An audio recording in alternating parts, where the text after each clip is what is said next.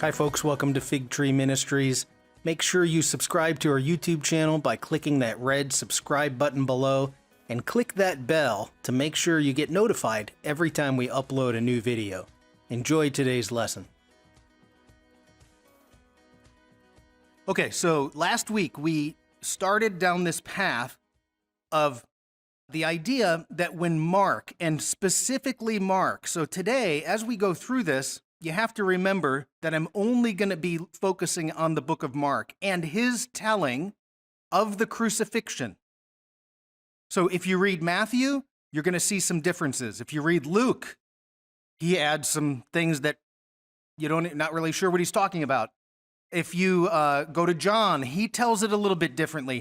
And what I was just saying to somebody here in the class is all of us have read this crucifixion story and heard it so many times in our lives, but what we do is we conflate the details. You have 4 Gospels. Each one has slightly different details. We conflate them all into one story in our mind so that your mind creates a picture of how this thing unfolded. And you may have been influenced by a Hollywood movie. Because the moment you see it on the big screen, now you've got a visual of what it was like. But then you're like, well, whose gospel are they following? So I realize, as I was sitting there last night putting this together, this can be very disturbing for somebody because I show up and I say, let's look at it different. Now, for some people, that causes you to wake up and think about it differently. For other people, they're not real excited about looking at things differently. They like their way and they don't want to change. So if I offend anybody or cause you to be disturbed because I'm changing the way you think about this, I apologize. But what we want to do is specifically look at Mark, the book of Mark. And what we talked about last week was, he's going to put this in the context of a Roman triumph, something from the first century Roman period. That's where we're going to be going today, is to get to the conclusion of this, and we'll talk about a triumph. Now, just for those on the video, let me do a quick announcement. Fig Tree Ministries, we're changing our format. This has normally been a Sunday morning class, live every Sunday. We take the recording and put it into a video. That's what makes it to YouTube. So if you're only watching on YouTube, this was a live class, but we're going to change the format to a midweek live Bible study. So starting in September, there will be a live Bible study that anybody can join on Zoom, and we'll get more information out about that. If you want to join that, you can go to our website, figtreeteaching.com, and there's a mailing list. You sign up for the mailing list. You'll get all the information about the upcoming change and the live Bible study. Okay, so the whole point is Mark is going to present the crucifixion not as a shameful death, but as the coronation of a king. And of course, it's the opposite of what the world thinks. Hey, the king isn't supposed to die on a cross, a shameful death. The king is supposed to reign with power and might and authority and control. And the gospel are telling us that's not how God's kingdom works. It's different. You want to become king? Submit yourself to God's authority. Humble yourself. Become a servant. Maintain your orientation towards truth regardless of what the world says, even if they persecute you. That's the kingdom of God. That's the one who will become king. So he's going to flip this on his head, and he's going to say, no, this isn't a shameful death. This is the coronation. And we have to realize Mark is most likely writing from Rome to a Roman audience, and he's right under the nose, if he's writing in the 60s, of Nero. So under the nose of Nero, you're going to write a document that says, Nero, you're not king. The real king is Jesus. And when you write that to Rome in the Roman Empire, watch out. Because depending on who's in charge, they're not going to take kindly to you advising them that they're not the king. So what do? You put it in doublespeak. You put it in a little bit of a coded language. so that you can plausibly deny that's what you're saying. No, that's not what I'm saying. This is exactly what happened. Oh, it appears to look like it's the same triumph, a Roman triumph? Well, maybe that's what you figured it out, right? So God wants us to figure this out on our own, but you do it in a bit of a doublespeak. Okay, let me start. This is now, I need to start with one. I put this at the top of your handout. It's one scripture verse, because I want to show you that the early church got this. This is a metaphor. The coronation is a metaphor that's floating around the early church. And we find it in Paul's writing. So Paul is writing to the Corinthians, and this is at the top of your sheet, so I'll go through it real quick. Paul says this, "Thanks be to God, who always leads us as captives." Now, so the metaphor is, you're a captive. And in a Roman triumph, you've just triumphed in a way over your enemy. So what do? You parade your enemy through the town to show how powerful you are. So Paul says, no, you're one of those captives inside the procession, right? So thanks be to God, he leads us as captives in whose procession? And Christ's triumphal procession. That's what we're talking about. So it seems if Paul is writing this prior to Mark, or at least about the same time as Mark, that metaphor exists in the early church because it's such a prominent thing within their culture, the first century Roman Empire, within the likes of the Imperial cult. This had been going on for hundreds of years, not just with the Imperial cult, but with some of the gods, particularly Dionysus. So no matter where you live, you saw triumphs. All right, but now they're going to say, no, and now it's Jesus is the king. He's got the triumphal procession.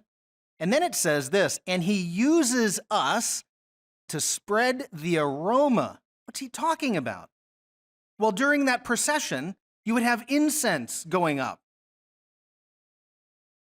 And it lets everybody know there's two things. The incense represents both life and death. We've got a king, so you can smell it. Everybody smells it. But it's also myrrh. Myrrh is a resurrection spice. That's what they bury Jesus with. There are going to be captives that die in that parade. There are going to be those that live. So it represents a parade of life and death. You, according to Paul, become that aroma to the rest of the world. How does the world know that God exists and that Jesus is the triumphal Christ? Because of you. How do you smell to the whole world? Do they pick up on the fact that you're different than the world? Because, you can smell difference.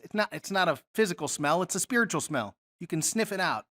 So I just wanted to point this out because he's telling us that this metaphor exists prior to Mark even writing. So when Mark picks it up, it's not picking it up out of nowhere. That early church recognizes a context that we just don't have. Now, if you want to turn, we're going to be in Mark 15, and it's verses 16 to 39. I actually extended it from last week because I need to include the very end, but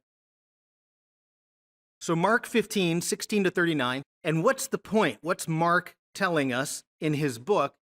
One of the main things is Jesus is the true king, and you have to put true king because in their world, there was another guy claiming to be Lord of all, Lord and God, Son of God. He was called the Caesar. And it starts with Caesar Augustus, and you're supposed to pass it down from Augustus to Tiberius to Caligula to Claudius to Nero. Now, if you notice, it's all going downhill. The world keeps getting worse and worse and worse. And the people in the Roman Empire realize it. This isn't going as it's supposed to go. And so when Mark shows up and says, they're not king, they don't hold the world in order. It's God and his king, the Christ. People are primed to hear that message. So he's the true king, not the Caesar. All right, that's part of the message. So when he presents the crucifixion, he's going to present it, one, as a coronation. This is how Jesus becomes king, or as N.T. Wright in his book, How God Became King. he's installing his king on the throne, and the king is his son, the Christ, and that's Jesus. It's also, another way to put it, is a Roman triumph.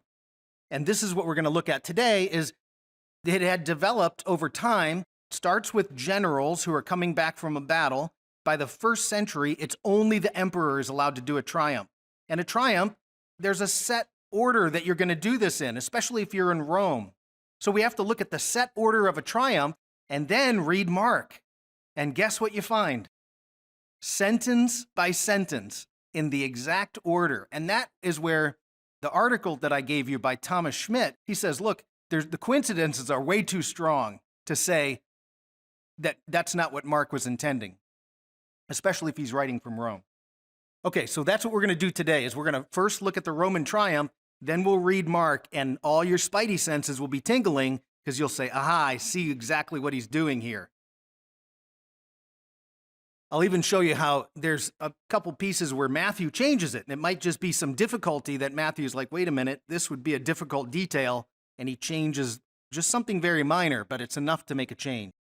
Okay, one thing we talked about last week, very important to compare these two. In the Roman triumph, it's called a Via Sacra, the sacred way. You start at the Praetorium. The Praetorium is the military headquarters of the Praetorian Guard. We'll talk about that. That's the secret service to the Roman emperor. They're the elite of the elite. They got paid triple the amount of a normal soldier. They're the elite people who protect the emperor. They can also take down the emperor if they don't like him. So they'll make or break you. If you don't have their support, you don't become emperor. But you go the sacred way, you go from the Praetorium all the way to Head Hill. That's the Capitoline Hill in Rome. That's where you end for the sacrifice. So that's the sacred way. But what we're going to look at with Jesus is something called the Via Dolorosa. Oh, his path to becoming king is called the way of suffering. And in God's kingdom, you accept all of your limitations of being that we have to deal with in this world. And part of accepting the limitations of being is that you accept the suffering that goes along with every limitation. When you suffer anxiety, it's because you don't know what's going to happen in the future. When you suffer the pain of loss, it's because we're all finite. We all have limitations, and when we bump against a limitation, you suffer. And the path to become king is not to get power and try to stop all of that suffering. It's to accept it. You lean into it. So this is the path to becoming king. All right, last week we mentioned, this is just a bit of review, it's all put in the context of that imperial cult. The imperial cult is the sanctioned worship of the emperor in the 1st century.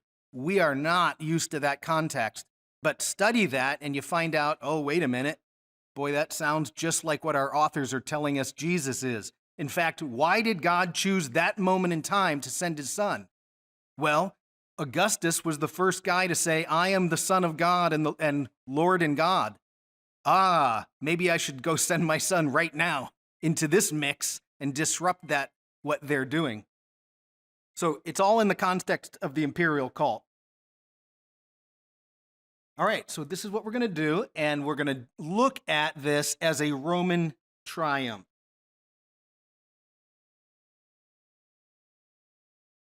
I put on your sheet one article, and you can actually access this article online. Most of the time, this is Biblical Archaeology Society. There's a magazine called Biblical Archaeology Review, and then they have a magazine that actually they stopped publishing called Bible Review. This showed up in Bible Review. But if you want to read the article, the author is Thomas Schmidt. He was a professor of New Testament studies at Westmont up in Santa Barbara, and he's got it's Jesus' triumphal march to the crucifixion. So if you want to read more about it at a later date, check out that article and you can access it. You don't have to have a membership to get that particular article. All right, so let's go. What I'm going to do is give you the steps. Now, I had to limit it because we have a limited amount of time this morning, right? So we have to basically do a quick overview. I'm going to put up here, I put 9 steps. There could be more. There's a lot more details that I just don't have time to put in here. But this will give you an example of what a Roman triumph looks like. This is the basic steps to a Roman triumph as they did it in the first century, and we have a number of historical writings that are describing all of this. So the scholars aren't pulling this out of thin air. So for instance, I mentioned this. You start at the place called the Praetorium. That's the headquarters of a place. This is all, by the way, in Rome. It's happening in Rome. There's a group called the Praetorian Guard. They're going to make or break you as the Caesar. So it starts there. There's a ceremonial dress. It comes from Dionysus. It's very old. This has been developed over hundreds of years. The king walks out. He's in a ceremonial dress. There's a procession. They're going to process through the town to show everybody their power, their might. They're going to have the captives that they've conquered. They're going to have placards to tell you what people they conquered. They're going to have animals for sacrifice. They're going to have all the incense that's going to waft about. And of course, the cheering crowds that are so excited about how powerful we are and we're number one, right? Because that's what we all want to be. There's going to be somebody carrying the death instrument, meaning you're going to have a sacrificial victim, normally a bull, but somebody next to him is going to carry the instrument that's going to be the sacrificial instrument. We'll talk about that. It ends, you go through the Roman Forum, and you end at Capitoline Hill. Capitol Hill is where it all takes place. And it also means Head Hill, as we talked about last week, is the place they found the skull. Then there's going to be an offering of myrrh mixed with wine. You're going to have the Caesar is going to be elevated. So they're going to elevate him in a way, and they're going to put him between two officials. It's a show of solidarity. The crowd is going to hail the Caesar, and then you're going to look for any signs or omens that are going to help you solidify the fact that the gods are happy that now this sacrifice has been accepted. So this is what it looks like. We'll go through this step by step, and I'll just comment on a few of those. So if we start, number one here, Praetorium, and Mark is going to use the word Praetorium. Now, there's two sides to this. The Praetorian Guard, that's, as I mentioned, they're the Secret Service. They're the closest to the emperor. They're the Palace Guard. They're the Swiss Guards of the Vatican. And they're going to be the ones you have to have their support in order to get to be the emperor. So the Praetorian Guard, where were they headquartered? Well, that's the place called the Praetorium. Now, if you look at the word Praetorium, it gets used for a number of different places, basically anywhere there's a headquarters. So when Mark says they took Jesus to the Praetorium, it would be wherever the headquarters is in Jerusalem of the military, the Roman military. So it can be used as both. But if you're in Rome, it's pointing to the place where the Praetorian Guards. All right, so that's the word Praetorium. We're going to start there. And we'll notice that Mark uses that word right there. But you got to know what's the background of him using that. Okay, ceremonial dress. Well, guess what they dressed the Caesar in? Purple robe. Now, traditionally, this comes from the Greeks did it with their god Dionysus. Dionysus was a statue in his temple, and he was dressed. They had people go in and clean, wash, and dress Dionysus every day in a purple robe and a crown. Because Dionysus was the triumphal god. He triumphed. This is where the thing starts, hundreds of years before. But you get a purple robe. Purple, of course, is royalty. And a crown. That's the ceremonial dress as Caesar is being presented to the Praetorians. They're going to hail him and declare that he's the triumphant person that we will now follow. All right, so from the ceremonial dress, they're going to start a procession, and that procession is the Via Sacra through Rome, as I mentioned. Through the Forum, it ends at Capitoline Hill. And what they would do is they would bring along a bull as a sacrifice. hundreds of years of development, people would look at the person being hailed, the human being, and the bull, and they would say they're both representative of God. We're going to sacrifice the bull. So the bull is the sacrifice offered, but the bull is also a representative of the God, but so's the other person. So it gets a little bit confusing, but either way, bull as a sacrifice. Next, I mentioned this on your list. There's an instrument of death that somebody else carries. There's an official carrying this instrument of death.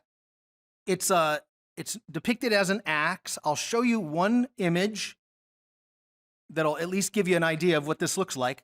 So somebody's carrying an axe along with that bull, and the bull becomes the sacrificial animal. And just to give you an image in your mind, now I just want to, full disclosure, I pulled this picture off of Wikipedia because you can license Wikipedia under their common license. This is not actually an image of a triumph. But if you go look at other triumphs, as there are, so you can do the Arch of Trajan, which is a triumph, and you'll see on there a bull with a guy carrying the same thing. So notice this guy right here. What's he holding? An axe. And every triumph, or every depiction of this, you have someone next to the bull carrying an axe. Like I said, full disclosure, because I had to license a picture, and this one is off of WikiCommons, this is what it looks like, but that actually is this is a different Roman sacrifice. It's a pig, a sheep, and a bull, but I just want to show you that picture. Let me go a little bit closer to show you what it looks like so you can see somebody carrying the instrument of death. Okay, so you have this official carrying the instrument of death, and you're going to sacrifice the animal. Where do they end up? They end up at a place called Head Hill. As we talked about last week, the history is when they were building the temple to Jupiter and they were excavating the foundation, or building the foundation of the temple to Jupiter, they found a skull. And that skull in Latin, caput. So caput, Capitoline, is Capitol Hill, the Head Hill. And if you think about our government, right, we have Capitol Hill, and we're a republic, like the Roman Republic was. So there's a lot of the same imagery going on. You even have, if you go in the Capitol Hill and look up on the ceiling, I showed you a couple weeks ago, the apotheosis. There's an apotheosis of George Washington. It's the image of George Washington being elevated into a godlike status. So this imagery has lasted a long time. Okay, Capitol Hill. They go to Capitol Hill, they sacrifice to the Temple of Jupiter, and of course that's called Head Hill, or the place of the skull. This right here is a picture. That's the modern day Capitoline Hill in Rome, and so that's the modern day view of it. This is an artist rendering. This is the temple to Jupiter. Everybody ascends the hill. That's one of the 7 hills of Rome, and you have your sacrifice there on the altar, and then hail the Caesar as the new king. So that is also Temple of Jupiter. Let's move on. Myrrhed wine. This is the one that gives it away. Wait till you see it in Mark. You offer the king wine mixed with myrrh. Now, according to Pliny the Elder was a 1st century naturalist, writer, who says myrrh mixed with wine was a delicacy.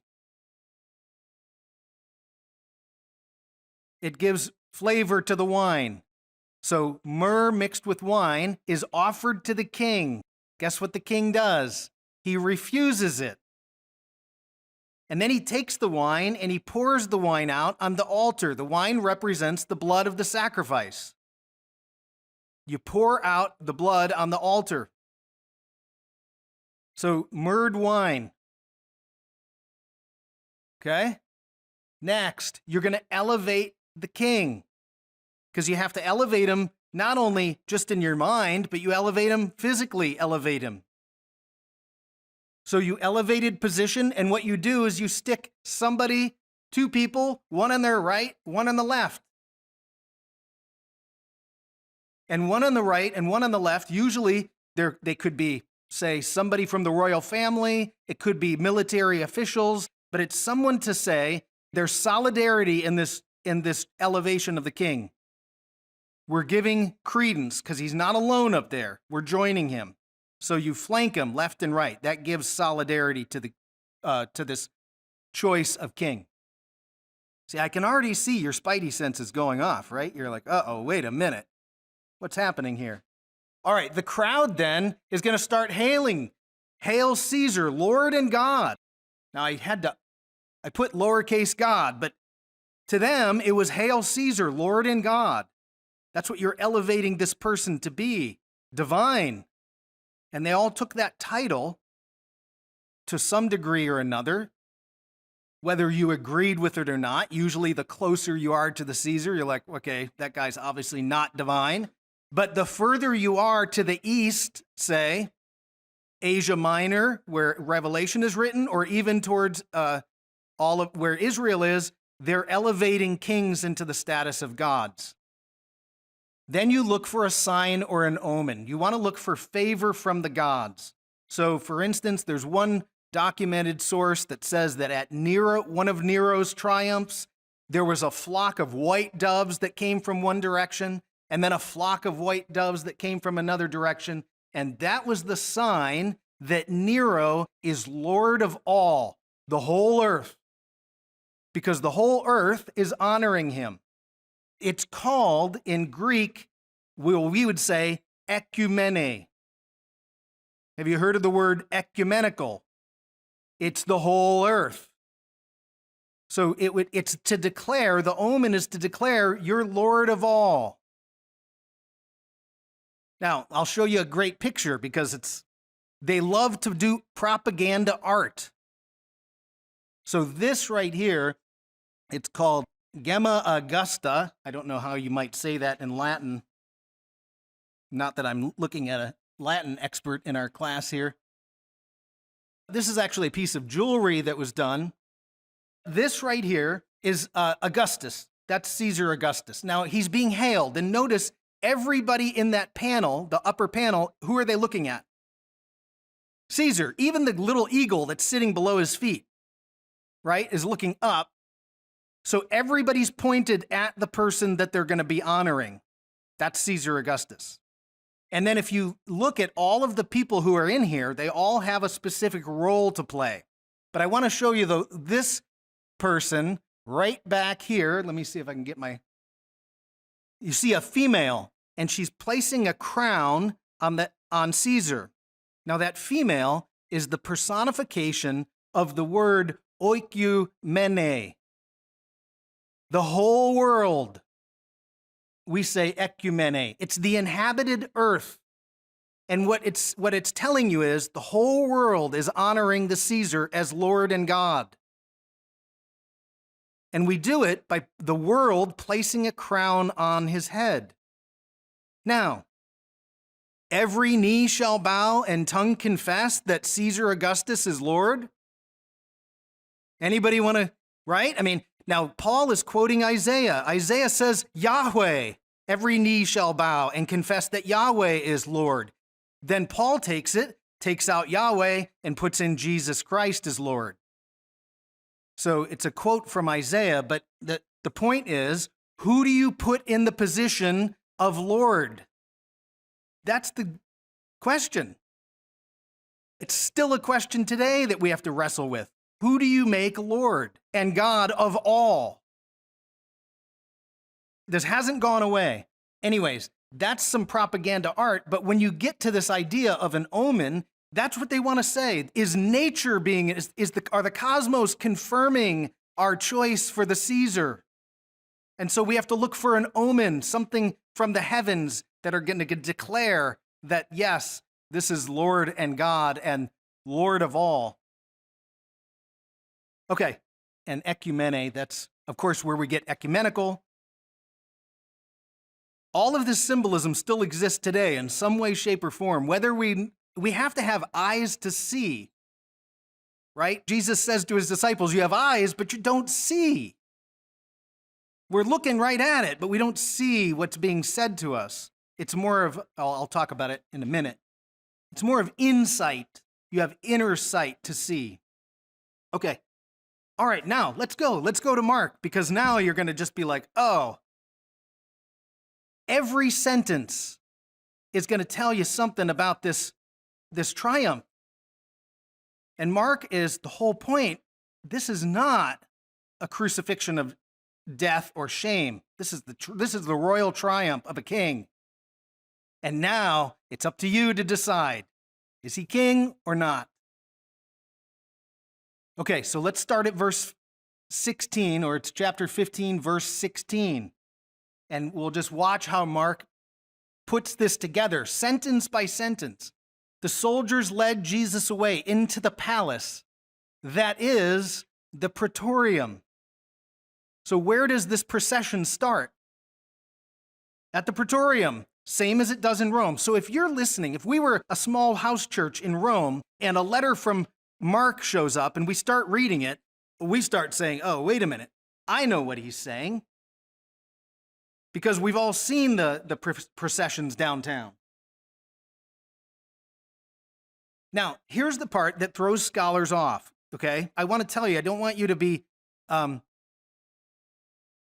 don't want it to bother you that there might be something in there that scholars go, wait a minute, why would that happen? But you have to notice what Mark is doing. He's painting a picture. And it says, they called together the whole company of soldiers. Now, the whole company? A few hundred soldiers? You're going to bring a few hundred soldiers out for one criminal? That's where scholars say, but if it's the king, who do you bring out? The whole company of soldiers. Everybody shows up. You're not allowed to skip that day of formation. You show up for the king. So Mark says everybody was there. Now, what you're going to see is it's an anti-triumph. He's going to show it as how does the world view the real king? We want to crucify him. That's what the world wants to do. So they're going to mock him and they're going to crucify him. And they're going to say, no, you're not the real king. So it starts out here. We start with that one. We're at the Praetorium. That's our list. Then it says this, 17 and 18. Look how they dress him. They put a purple robe on him. Now, again, this is a scholarly question. Where do you get purple in the first century? That's a controlled item. There's probably two people in Jerusalem that are allowed to wear a purple robe, Pilate and perhaps Herod Antipas. But Pilate definitely. Is Pilate going to lend his robe to a criminal and let the soldiers spit on it? Not likely. So purple is the royal robe. Now what you notice is that Matthew changes it to scarlet. And so you scratch your head and say, why did Matthew change it to scarlet? Well, that's now the color of a soldier's robe, which might be more likely. And you can at least say, Matthew's seeing a problem with that color purple, because purple's equestrian and above can wear purple. You're not allowed to wear purple if you're a normal person. You don't give a purple robe to a criminal. Okay, they put a purple robe on him. What did they give him next? A thorn. A crown. Yeah. But now, notice, it's an anti-crown. It's a crown of suffering. So it's a crown of thorns. And then, what do they do next? They begin to hail him. And this is what Mark's whole point is. Who's the king? And he's telling you straight away it's Jesus, but he's doing it through that, he's presenting it as a mockery. So they begin to hail him. So that's what we get here. You get the ceremonial dress and the Praetorians. Now let me keep reading because we have to keep going. Verse 19 and 20. Again and again they struck him on the head with the staff and spit on him.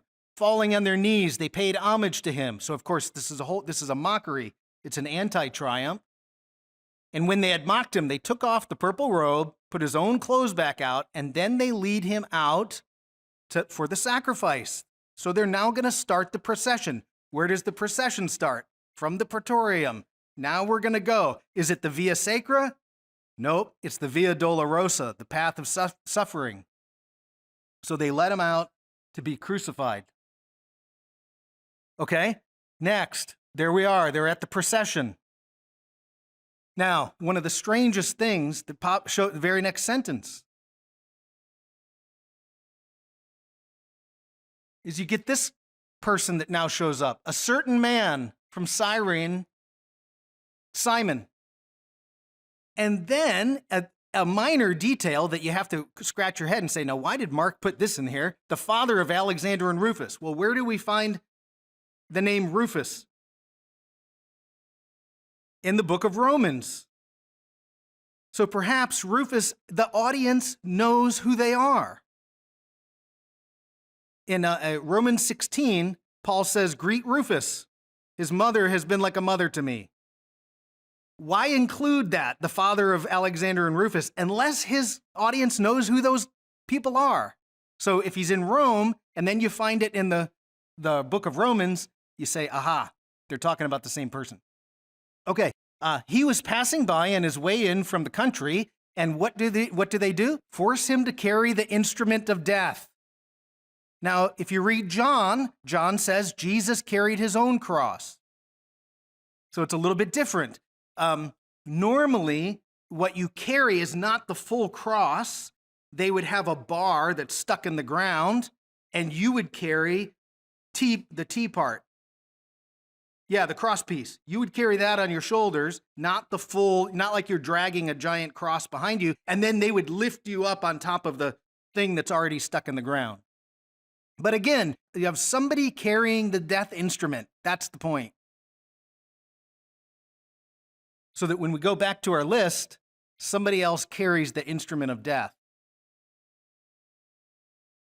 Now, where do they go? Head Hill, right? They brought Jesus to a place called Golgotha, which is Aramaic, but it comes from the Hebrew, which means head, which means the place of the skull. Head Hill. The fact that he includes that, all the Gospels include that. This is another one that scholars have had a hard time figuring out where's the place of the skull, because normally if they mention a reference point in Jerusalem, you know it's a place where everyone knows where it is. They have a hard time with this one. But anyways, so now it's going to Capitoline Hill. He's going to Head Hill. That's where the sacrifice takes place. And the very next sentence is the sacrifice itself. They say in the next sentence, oh, I'm sorry. Back up, not the next sentence. Rewind. Before you have the sacrifice, what do? You offer, this is the one that I think totally gives it away. They offered him wine mixed with myrrh. That's what Mark says they offered Jesus. Why would you offer a criminal a delicacy? So if you read Matthew, he changes the word myrrh to gall. And he adds another few sentences to describe what's going on. But where do we get wine mixed with myrrh? From the Roman triumph. And again, that just makes you scratch your head, because why would you offer a criminal a delicacy? Then, what does Jesus do? Well, he does exactly what the Roman triumph does, and he doesn't accept it. Now, it doesn't say it's poured out. He leaves that detail out, but I just want you to notice that it's the same exact details, in the same exact order as that Roman triumph. I think this is the one that really, because he didn't take it, and now, again, well, let me go to the next one. What's the very next thing? After you pour out the wine on the sacrifice, or on the altar, is now you're going to have the sacrifice. So what do? They crucified him. Now you get the sacrifice. It comes directly after that bit about the wine and the myrrh.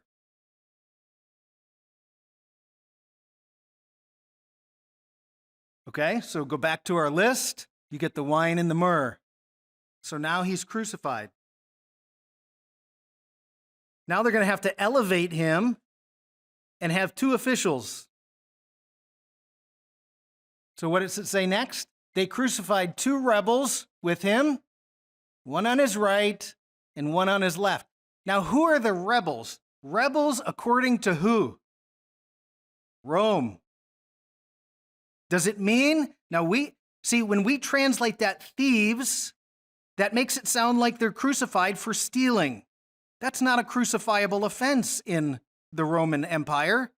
They're thieves, they're stealing Roman taxes perhaps, or they're bandits, or they're rebels, or they're insurrectionists, or they're zealots, and that's what we've been talking about for that 4 weeks in a row.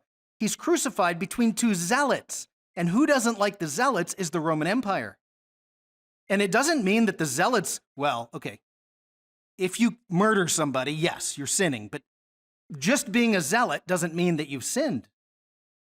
But to the Roman Empire, you've sinned against them. So we have to question, are those two officials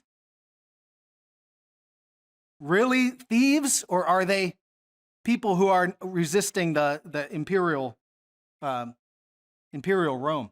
So here's what happens. You get something that looks just like that. You get the elevation of the Christ between two officials. And then you have to ask yourself, when you see this, do you have eyes to see? Do we understand what's happening here? And it's not that every detail must match in all four Gospels, or else you throw the whole book away. It's, do you see what Mark is telling you? Do you have the insight? The word insight, inner sight.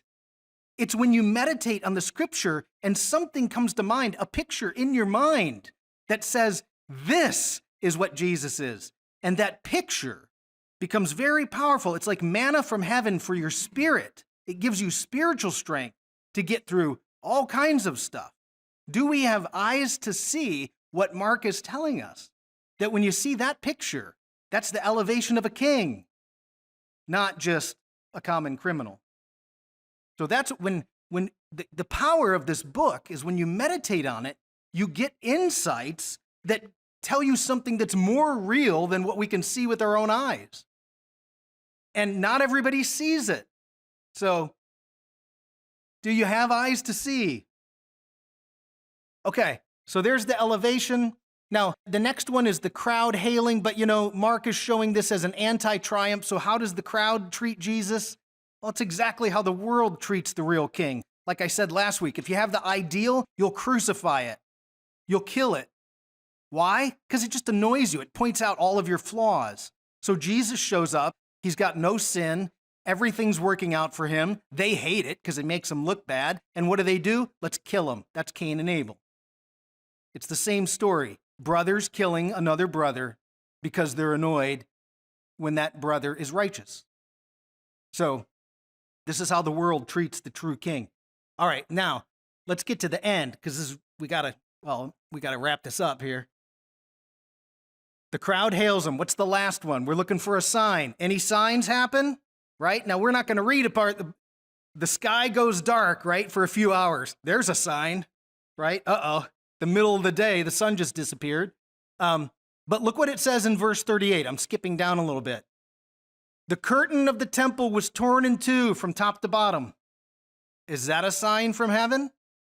Yeah, and on the veil of on that veil, according to Josephus, were all the stars of the universe. So it's like the cosmos itself are being ripped apart. Mark begins his story at the baptism where it says the heavens were ripped apart. And God descends and lands on Jesus, the Spirit. And then at the end, the heavens were ripped apart as the veil's torn. It's another inclusio. And the people come out of the graves, according to Matthew. This is a huge omen, right?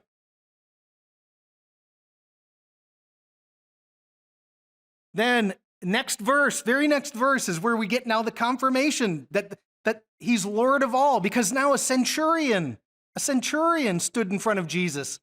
This is someone who's representing Rome and a Gentile.